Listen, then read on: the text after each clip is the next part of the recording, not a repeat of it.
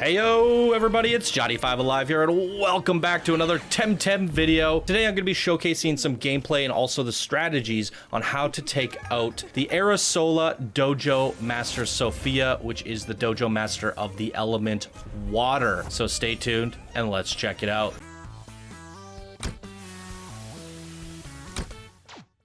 Alright, welcome back everybody. If you guys are new here, be sure to smash that subscribe button. If you end up enjoying the video here today, please do leave a like and a comment. And with that out of the way, let's jump right into today's video. Some of you may be here because you are just wanting some entertainment and want to see these battles, but some of you probably stumbled across this video because you found the Arrisola Dojo somewhat challenging. And I don't blame you. This boss actually took me out a couple times. She's pretty darn tough if you're not prepared, and that's what today's video is all about, getting you prepared, what to know going into the battle, and how you can set yourself up with the best possible strategy. Now personally, with my lineup, which I'll show up here, I could have made some tuning and made this lineup a little bit better, and that's when you look at the analytics of things after, and I think you guys will find this information quite useful to making your lineup as efficient as possible. Let's look at her lineup and what you're going to be going up against. So here's a little image that I made showing the order from left to right. These are the things that you're going to be going up against. So she's going to start the battle throwing up a Calibus and a Sparzi. Once you've defeated those, she's going to throw up a Piggy Peck and a 2Y, and then her final summon is going to be an Oceara, which is extremely powerful water creature, and you're going to want to be prepared for that. So let's break it down, starting with the initial lineup, the Calibus and Sparzi. So before you can start deciding on counters, you're going to have to know your enemy. So I'll bring up on screen an image of the TemTem types, or a graph per se, and you can study this. You can find it on the Wikipedia, and it's going to help allow you to figure out what their strengths and weaknesses are. So going up against the Calibus, much like the Lady Lottie fight, you kind of know what to expect here. It is a water poison Temtem, and its biggest weaknesses are going to be nature and lightning. However, you don't really want to come forward with your Genki here because the Sparzi is also lightning, and they're going to kind of cancel each other out, and you're going to want to preserve your Genki for the very end when you're fighting the Oceara Water Temtem. With that said, the Sparzi's lightning, which is weak against earth and crystal. So if you started off with the little green rhino guy, you're definitely going to want to put that one forward here. If not, your second best choice is going to be the scale, because the scale does earth damage and can throw some dust in its face and take it down quite quickly there. As I mentioned with the Calibus, your next option would be to go with Plant Temtem. So you might want to throw a Saku or a Loweli, and if you have two Plant Temtem, that's even better because you're going to want to save one for the final battle with the Oceara, as water is weak against plant and lightning. So by reserving one plant and one Genki for Oceara, you should be pretty good there. So if you have a second Plant Temtem, throw that out in your starting lineup along with your Crystal Temtem. If not, you can replace that Crystal Temtem with a Scale. And now if you don't have either of those, you can always just throw in some fodder, such as a Paharek or a Loweli, and I think that's what I ended up going into the fight with, but it wasn't exactly the best decision. So once you defeated those, you're going to be going up against Piggy Peck and 2Y, which are purely Wind Temtem. So your only true counter to a Wind Temtem is going to be lightning. Don't ever go in there with another Wind Temtem because they cancel each other out. You do half damage, and anything that is an Earth Temtem, but you shouldn't have an Earth Temtem this early in the game, so that's not really an issue. But if you still have your scale out, don't bother using your Earth ability on these air Temtems. So what you can do with this airwave, because you're going to want to reserve your Genki for later on, or you can have your Genki out and just do mass lightning damage and try to keep it alive for as long as possible using potions and stuff.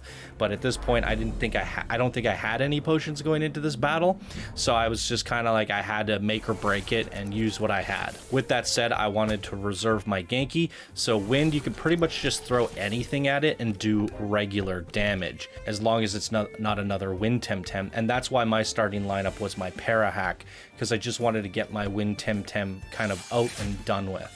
So here you can just throw anything you want. Now going into the final wave, the Oceara, it is extremely powerful. And if you have anything that can exhaust the Oceara, like reduce its stamina or make their stamina cost more, that is going to help you tremendously, because she does this tsunami ability that does massive amounts of water damage. Even if your Temtem is resistant to water, like a plant Temtem or something, it is still gonna wreck your world. She'll also freeze you for several turns, making your Temtem completely useless. So she has an arsenal of abilities that can pretty much just wipe you out, and she is strong enough to take out 2 or more Temtem on her own. The Oceara is extremely powerful, and this is something that I'm going to be hunting down to get later on in my game, because I just found it to be the most critical and annoying water Temtem in the game, especially with that AoE damage.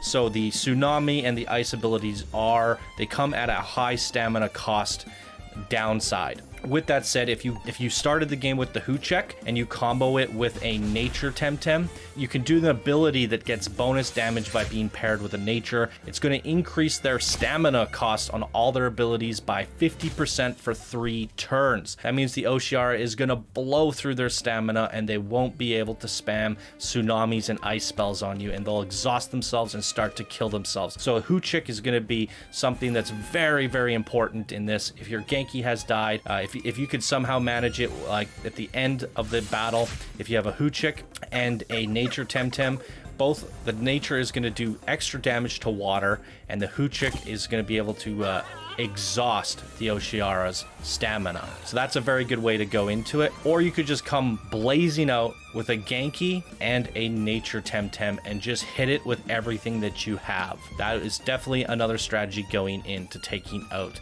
the Oceara. So that's pretty much my whole strategy. I'll let you guys watch my entire fight start to finish now that I've done explaining everything, and you can kind of see my battle for yourself. It didn't turn out too well. I made some mistakes. I didn't have any healing potions, and I actually didn't know what the lineup was going into it. So, you know, now that I look back and study it and I look at the lineup and the way she summons them, I could have gone into this a second time better prepared, but I kind of just grunted my way through it. So it is possible to just grunt your way through, but it was still close in the end. I ended up reviving one because I was worried, and I did a couple things just because I was a little bit sketched out. I thought I was going to lose, but I ended up prevailing in the end, but by the skin of my teeth. And that's what I want to kind of leave a message for anyone watching, whether you're watching this guide for help to get through it or you're just watching for entertainment. Temtem seems to be very challenging so far, and it's not a walk in the park. I've seen with some of the recent Pokemon games how quickly people are beating the Tamers and the Dojos and stuff like that, and it seems a little bit disappointing. You will not be disappointed with the difficulty of Temtem. Like I said, Sophia beat me a couple times and I was a little bit thrown off, and it was like, wow, this is challenging and this is fun. Now the thing that you need to know is it is very hard to grind up your Temtem